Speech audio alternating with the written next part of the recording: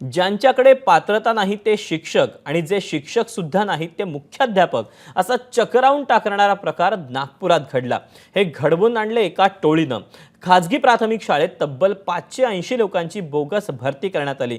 त्यांच्याकडून लाखो रुपये उकळले गेले आणि ते या टोळीनं आपापसात वाटून घेतले। मृत शिक्षण अधिकाऱ्यांच्या सहीचा वापर करण्यापर्यंत या टोळक्याची मजल गेली। या प्रकरणात 5 जण सध्या अटकेत आहेत।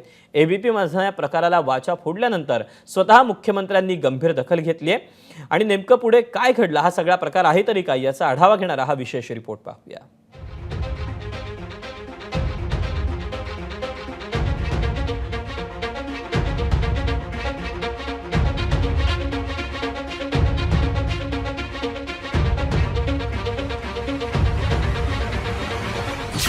अपात्र शिक्षक, बोगस मुख्याध्यापक, बनावट ओळखपत्र, बॅकडेटेड नियुक्तीपत्र, चक्क मृत शिक्षणाधिकाऱ्याच्या सहीचा वापर, चक्रावून टाकणारा हा प्रकार घडलाय उपराजधानी नागपुरात। नागपूर जिल्ह्यात खासगी प्राथमिक शाळांमध्ये 1-2 नव्हे तर तब्बल 580 शिक्षकांची बोगस पद्धतीनं नियुक्ती झाली आहे।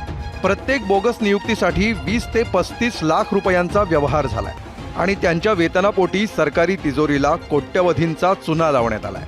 आणि हे आम्ही म्हणत नाही तर खुद्द शिक्षण विभागानं हे त्यांच्या एका आदेशात मान्य केलंय। एबीपी माझाकडं शिक्षण विभागाच्या त्या आदेशाची एक्सक्लुझिव्ह प्रत आहे। 5 आरोपींना आपण अटक केलेली आहे आणि आज पाहतो ते सर्व PCR रिमांड कस्टडीमध्ये आहेत। पुढे त्याच्यामध्ये काही गोष्टी बाबी निष्पन्न होत आहे, त्याच्या अनुषंगाने पुढील तपास सदर पोलीस स्टेशनचे जे API आणि PI त्या ठिकाणी करतायत आणि त्याच्यामध्ये आम्हाला निश्चितच डेव्हलपमेंट होत आहे। किंवा बोगस डॉक्युमेंट माहिती असताना सुद्धा त्या ठिकाणी त्या आरोपीला त्या मदत करण्यात आली आणि जो सायबरचा विषय आहे हा ID त्यांच्या चोरल्या किंवा कुणी तयार केल्या किंवा त्याच्या संबंधी हा टेक्निकल इश्यू असल्यामुळे ते थोडंसं त्यांचं लिंकअप आहे नाही याचा आम्ही तपास करत आहोत। आता या प्रकरणात महाराष्ट्र राज्य शिक्षक परिषदेनं उडी घेत SIT चौकशीची मागणी केली आहे। 2019 ते 22 दरम्यान नागपूर जिल्ह्यात झालेल्या शिक्षकांच्या बहुतांश नियुक्त्या बेकायदेशीर पद्धतीनं आणि कुठल्याही मान्यतेशिवाय करण्यात आल्याचं सांगितलं जात आहे। त्यापैकी बहुतांश शिक्षकांचं अस्तित्व फक्त कागदावरच आहे, पण त्यांच्या नावानं वेतन उचललं जात असल्याचा आरोप माजी शिक्षक आमदार आणि महाराष्ट्र राज्य शिक्षक परिषदेचे कार्याध्यक्ष नागो गाणार यांनी केलाय। 2016 मध्ये सेवानिवृत्तीच्या दिवशी अँटी करप्शनने धाड टाकून त्यांना पकडलं होतं। त्यांच्या घरून मोठी रक्कम जप्त केली होती। त्यानंतर त्यांचं दुःखद निधन झालं। त्यांच्या मरणानंतर त्यांच्या सहीचे ॲप्रुव्हल ऑर्डर बोगस शिक्षक नियुक्तीच्या संदर्भातले सतत काढणं सुरू होतं आणि माझी माहिती अशी आहे की 2024 पर्यंत त्यांच्या सहीचे बोगस आदेश काढले गेले। आणखी एक धक्कादायक प्रकार म्हणजे चक्क हयात नसलेल्या शिक्षणाधिकाऱ्यांच्या सहीचा वापर या बोगस भरतीसाठी करण्यात आलाय। शिक्षणाधिकारी सोमेश्वर नैताम हे 2016 मध्ये सेवानिवृत्त झाले आणि त्यानंतर काही दिवसातच त्यांचं निधन झालं। पण 2016 ते 2024 या काळात याच मृत नैताम यांच्या सहीनं 100 शिक्षकांची भरती करण्यात आल्याचा आरोप आहे। विशेष म्हणजे नैताम यांची सही वापरण्यासाठी शिक्षकांची नियुक्ती बॅकडेटेड म्हणजेच 2016 आधीची दाखवण्यात आली असा आरोप महाराष्ट्र शिक्षक परिषदेनं केलाय।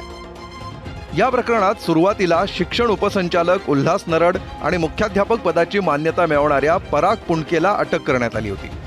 नंतर याच प्रकरणात बनावट कागदपत्र तयार करून देणारा निलेश मेश्राम तसंच शिक्षण उपसंचालक कार्यालयातील संजय दुधाळकर आणि सुरेश नाईक या तिघांनाही अटक करण्यात आली होती। निलेश मेश्रामनं बनावट कागदपत्र बनवण्यासाठी 10 लाख घेतले। तोच या प्रकरणात मुख्य भूमिका बजावत असल्याचं बोललं जात आहे। ही एक्सक्लुझिव्ह बातमी एबीपी माझानं ब्रेक केली। बातमीला जिल्हा परिषदेच्या माजी उपाध्यक्ष कुंदा राऊत यांनीही दुजोरा दिलाय।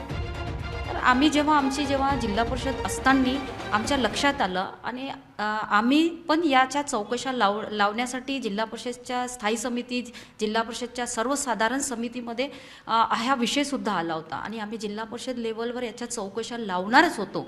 परंतु जे डेप्टी डायरेक्टर नराड जे आता ज्यांना अटक झालेली आहे आणि ते ह्या प्रकरणात इन्व्हॉल्व होते, त्यांनी हे प्रकरण स्वतःकडे घेतलं, जिल्हा परिषदला चौकशा लावू दिल्या नाही, स्वतःकडे घेतलं आणि स्वतःच चौकशा लावल्या स्वतःच्या अध्यक्ष खाली आणि हे प्रकरण दाबण्याचा प्रयत्न केला. या शिक्षक भरती घोटाळ्याची मुख्यमंत्री फडणवीसांनी गंभीर दखल घेतल्याचं सांगितलं जात आहे. 580 अपात्र शिक्षक आणि शिक्षकेतर कर्मचाऱ्यांच्या नियुक्त्या रद्द होण्याची शक्यता आहे. या घोटाळ्याची व्याप्ती कुठपर्यंत जाणार?